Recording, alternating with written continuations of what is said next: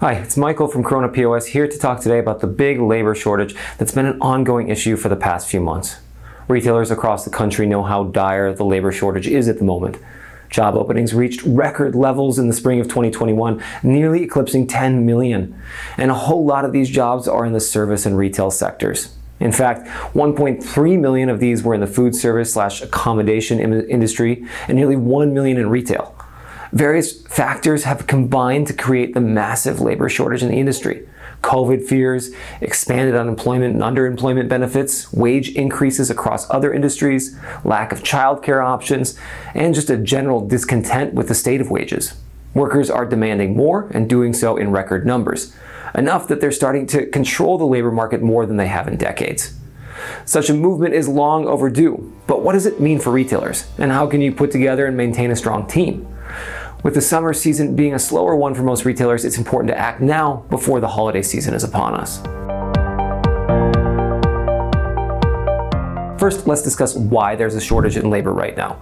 I'm not here to pretend that I'm an economist or an expert on anything really, but there do seem to be several reasons that have likely contributed to this labor crunch. Altogether, they've created a perfect storm of sorts, leaving retailers scrambling to keep up with increased consumer demand. And it's the increased consumer demand that is likely the primary reason for this labor shortage. With COVID regulations being lifted in some places and a significant portion of the population vaccinated, consumers are out in droves to catch up on the year of shopping that they've missed. Retailers on the whole were woefully unprepared for the surge in demand. But traditionally, low wages are another major factor here. In the midst of nationwide calls to raise the federal minimum wage and pay retail workers a more livable wage, many people have left their jobs or decided not to return post-COVID. Plus, the current system of unemployment and underemployment benefits are yet another factor. Some people are more financially comfortable with their unemployment benefits than they were when employed. And with more childcare facilities and schools closed due to COVID, retail workers with children now have fewer options than ever. Many cannot afford private childcare and therefore are unable to return to work until schools reopen. Finally, COVID isn't gone. As of this summer of 2021, there are still thousands of people dying from the disease each week. Many workers still fear returning to a job that requires constant close interaction with strangers. So while the causes of this issue are certainly complicated and the solutions even more so, there are clearly a few major contributing factors worth considering. Now, a lot of people wonder what sectors this crisis is affecting most.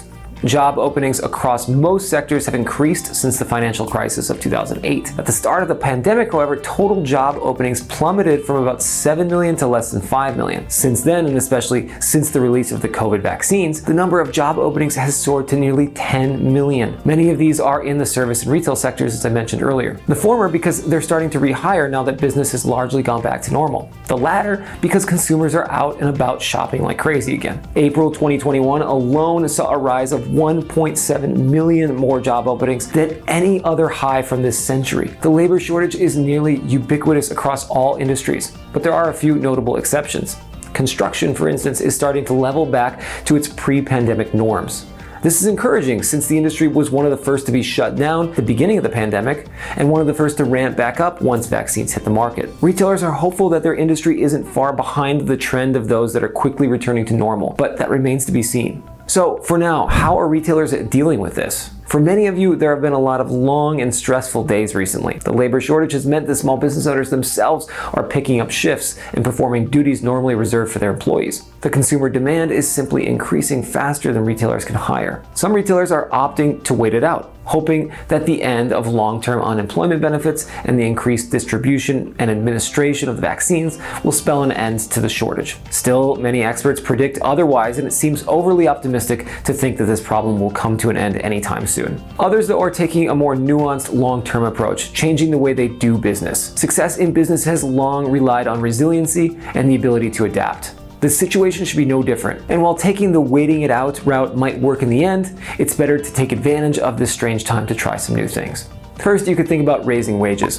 Don't simply bemoan calls for wage hikes. Do the math and figure out exactly how a wage hike will affect your bottom line. A nationwide $15 minimum wage does not necessarily appear imminent, but you can stay ahead of the curve and offer more competitive wages for your team now to stand out from your competitors and get the best employees. Another way to woo new team members is by offering benefits that have traditionally been reserved for salary positions. Remember that offering benefits such as health insurance and matching retirement funds will also benefit you in the long term. You'll attract stronger candidates and reduce your turnover rates. Treat this as you would any other investment. One great thing to come out of the post-pandemic world is an increased awareness of having a nice balance between work and the rest of your life. People now expect to spend more time with their family, work remotely, set their own hours, and have a bit more vacation. In a country that produces such an outrageous amount of wealth, it's been a long time coming. Though some of these may be more challenging to accommodate for retailers, there are ways to get creative.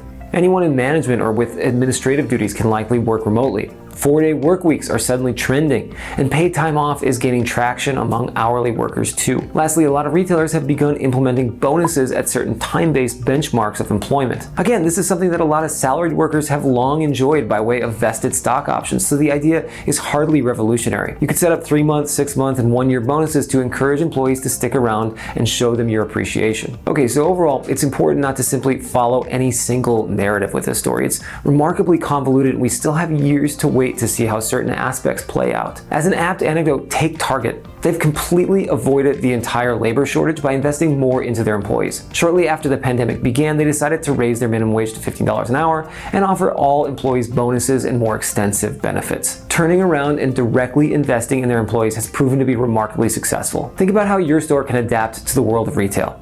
And if you haven't gotten started already, don't wait. For more retail news and advice, check out the rest of our blog and subscribe to our channel. And if you have any other thoughts on the big crunch in retail, don't be shy. Leave us a comment below. Thanks for watching.